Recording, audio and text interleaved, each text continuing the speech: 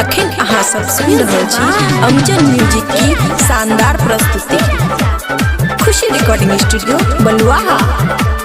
सब छौरी के दहन छौरा खोज है बोले बाबा हो। सब छौरी के दहन छौरा खोज है बोले बाबा हो। सब छौरी के दहन छौरा खोज है बोले बाबा हो। सब छौरी के दहन छौरा खोज।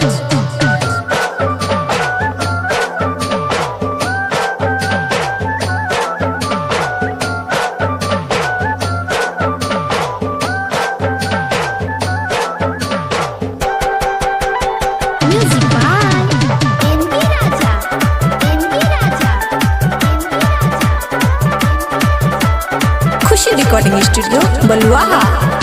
भंगिया चढ़ाव चाव धंथा बाकी आइला हंथा बाकी आइला हो हंथा बाकी आइला।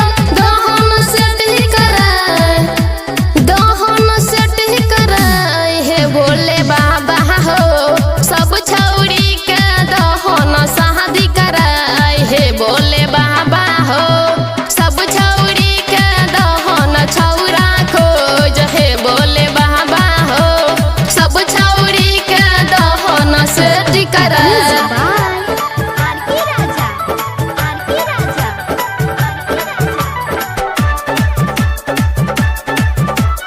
खुशी रिकॉर्डिंग स्टूडियो बलुआहा। मंदिर जाते जाते पैरा बदु खैला हो पैरा बदु खैला। तबो न है छ सहाय तबो न है छ सहाय हे बोले बाबा हो। सब छौरी के दहन छौरा खोज है बोले बाबा हो। सब छौरी के दहन दुल्हा खोज है बोले बाबा हो।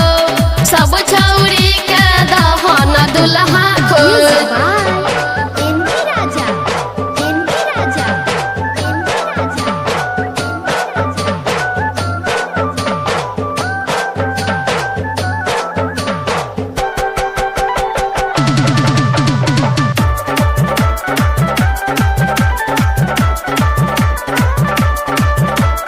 खुशी रिकॉर्डिंग स्टूडियो बलुआहा।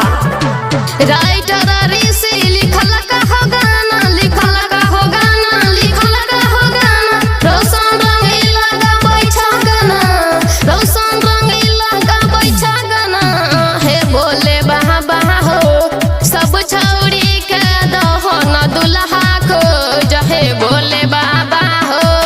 सब छौरी के दहन दुल्हा खोज। खुशी रिकॉर्डिंग स्टूडियो बलुआहा।